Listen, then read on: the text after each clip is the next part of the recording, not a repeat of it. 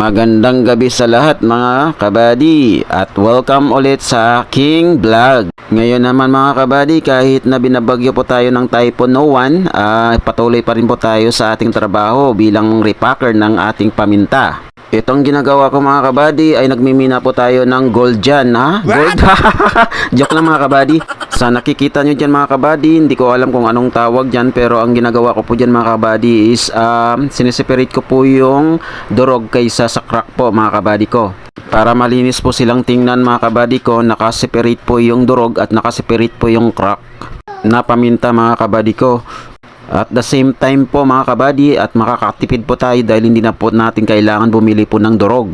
Dati po kasi kabady, bumibili pa rin ako ng durog at kahit na bumili na po ako ng crack. Hanggang sa ang mga customer po natin kabady ay nag-request po ng crack na malinis po. Yung walang halong powder o kaya durog mga kabady ko. So naisip ko po siya na ganyanin na lang po para matanggal po yung mga durog at powder sa crack. At doon ko rin po napagtanto mga kabady ko na pwede ko na rin palang gawing durog. Kaysa bumili pa po ako ng durog, yun na lang po ang gagawin ko.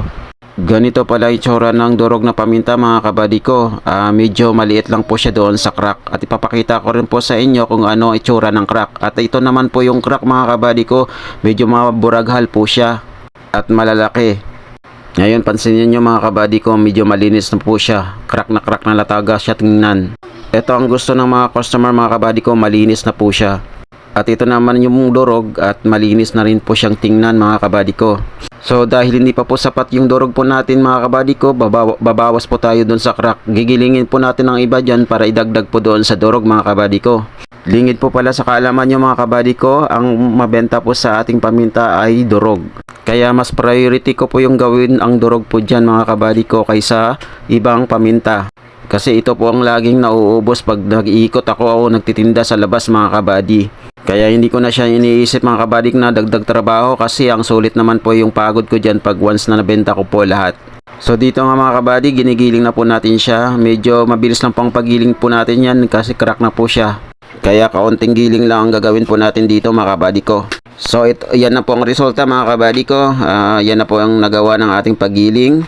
Giling-giling, puro giling dito, giling doon. Joke mga kabady. Salain pa rin natin dyan mga kabady ko ang giniling po natin. Tapos ang maiwan, iulitin po natin sa pagiling ulit. Sino mahilig sumayaw ng pagiling-giling dyan, ha? Sabayan kita. So balik po tayo sa aking ginagawa mga kabady ko.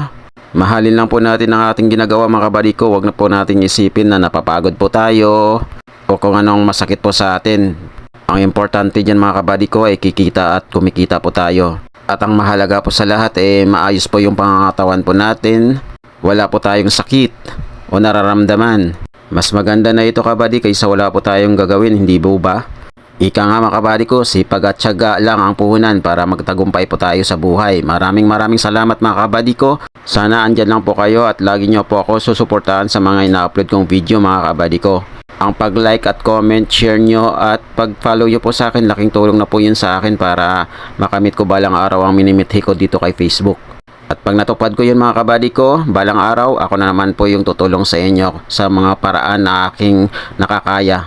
Kaya mga kabady, wag po kayo mag-alala. Pag nangyari po yun, mai-share ko rin po yung mga blessings na binigay nyo po sa akin at pagkakataon mga kabady ko. So hanggang dito na lang, maraming salamat mga kabady ko. Hanggang sa muli, bye bye!